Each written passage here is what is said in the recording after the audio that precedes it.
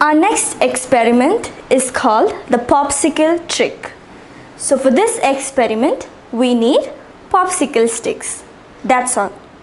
So here I have painted them in different colors so that you don't get confused on how to arrange them.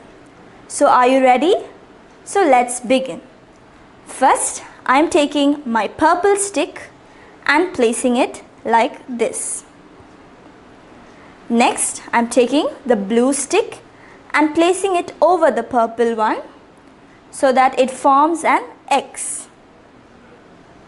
For the next step, I am taking the green stick and look carefully, I am placing it below the purple and above the blue.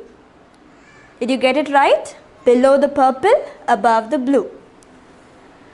The next is the yellow stick. I am placing it below the purple, above the green.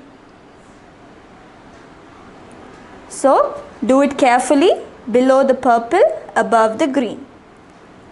Next, I am taking the orange stick and placing it below the blue, above the yellow.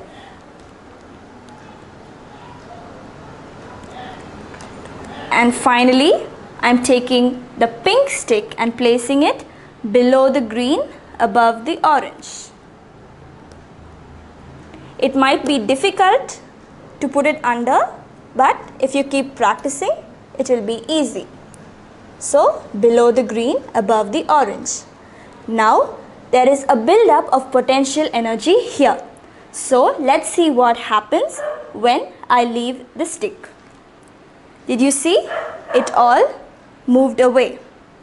What happened here was the potential energy was built up as I added more sticks. And finally, when I let go, this potential energy got converted into kinetic energy, which caused the sticks to fall apart. You can also try a long chain by repeating the pattern that I showed you. So try forming a long chain.